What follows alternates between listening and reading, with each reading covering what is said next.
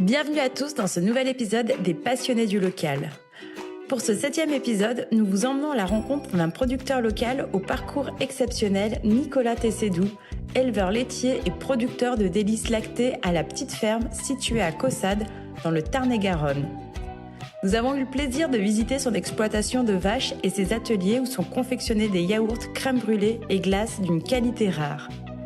Le lait de ces produits provient de 4 exploitations, dont la sienne, où les vaches sont nourries exclusivement avec de l'herbe et du foin. Son slogan, c'est bio, c'est local et c'est un régal, reflète parfaitement la philosophie et l'excellence de ses produits. Alors sans plus attendre, plongeons ensemble dans l'univers authentique et savoureux de la petite ferme.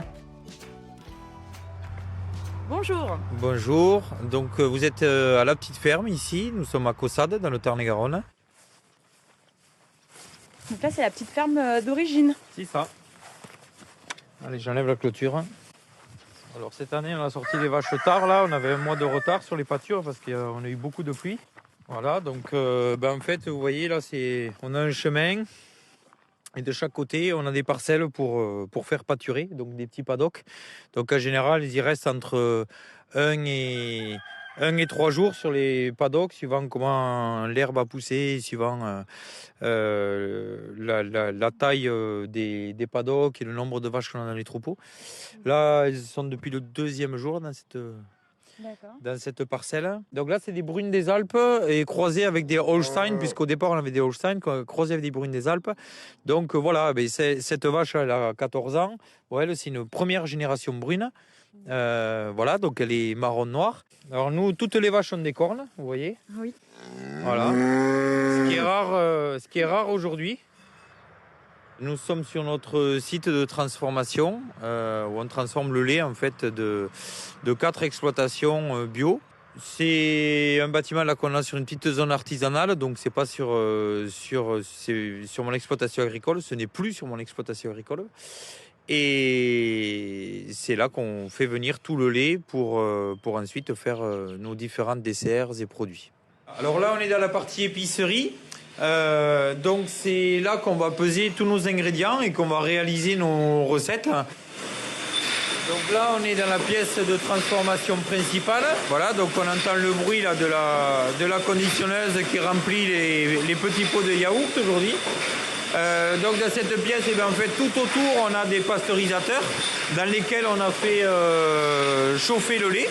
Une fois que les préparations sont faites dans ces cubes, on va aller soit rajouter des ingrédients, soit mélanger, soit reconditionner. Donc là, on a les yaourts qui se mettent dans les petits pots.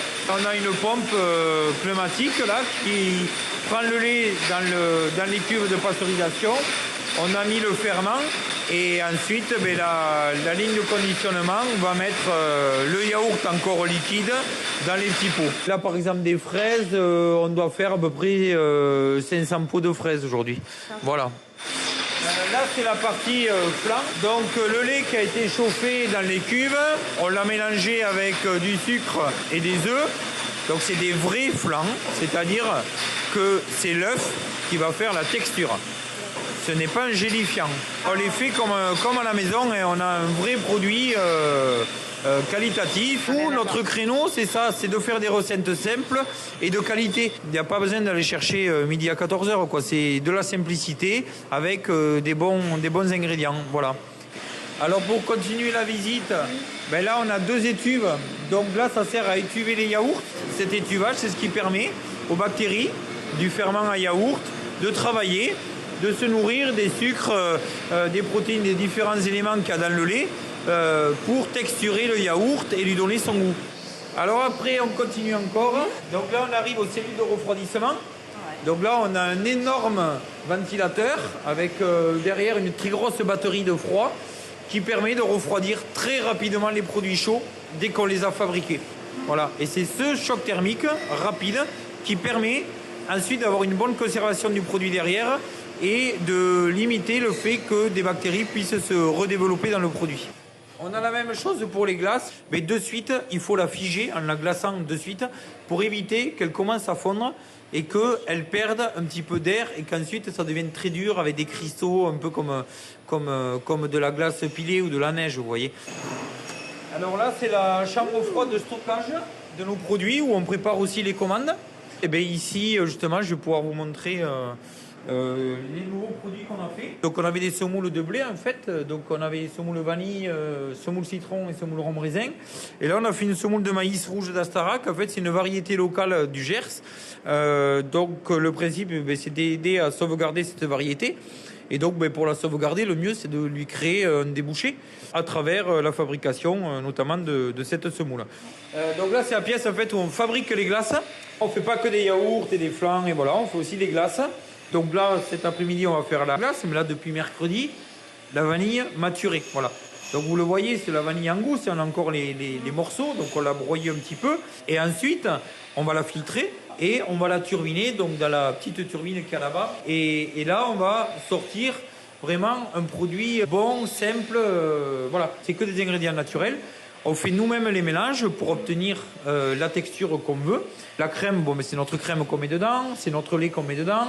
Les œufs, c'est les jaunes d'œufs que vous avez vus dans la chambre froide tout à l'heure. Le seul truc, c'est de trouver le bon équilibre entre tous ces ingrédients pour avoir une bonne texture et du goût. Les glaces, alors nous, c'est comme la carte d'un bon restaurant. On a peu de choix, voilà, mais c'est dans tous les produits pareils. On reste sur des goûts simples, qu'on élabore vraiment nous-mêmes au maximum tous les ingrédients. Donc la vanille, le chocolat, le rhum raisin, le citron, donc c'est pas un sorbet, c'est une glace, et le café. Donc là, du coup, on va vous faire déguster les glaces. Donc on a une citron, une rhum raisin et une chocolat. Je vous propose de goûter d'abord la rhum raisin.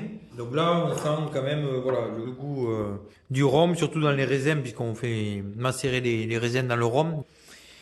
Alors là, c'est la glace au citron, donc qui n'est pas un sorbet. Voilà, donc là, c'est des zestes de citron et du jus de citron. Il n'y a rien de compliqué. Cette glace-là, on met beaucoup de crème.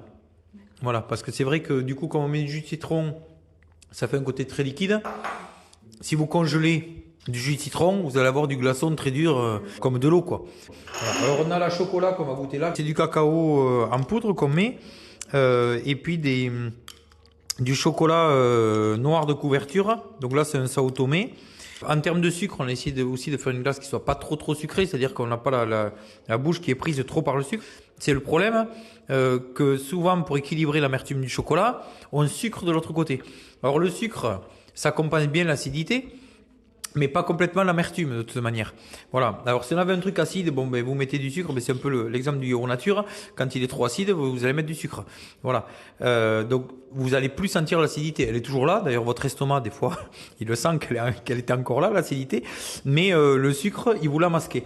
Bon, quand vous avez du chocolat, vous mettez du sucre, mais le sucre, il va pas vous masquer cette amertume, elle ressortira tout le temps. Voilà. Et du coup, voilà, l'idée c'est d'avoir un chocolat qui soit fort, présent, mais pas trop amer, et qu'on n'ait pas besoin de mettre du sucre pour essayer de compenser cette amertume que on compensera jamais vraiment. Ce chocolat là, c'est lui qui nous a vraiment plu parce qu'on trouvait qu'il répondait bien à ce qu'on recherchait. Et voilà, notre visite à la petite ferme de Nicolas touche à sa fin. J'espère que cette immersion dans l'univers de ce passionné du local vous a donné envie de découvrir et de déguster ces délicieux produits. Pour ceux qui souhaitent savourer ces yaourts, crèmes et glaces, sachez que vous pouvez les retrouver exclusivement dans les magasins Sobio situés à moins de 100 km de son exploitation. N'oubliez pas, c'est bio, c'est local et c'est un régal.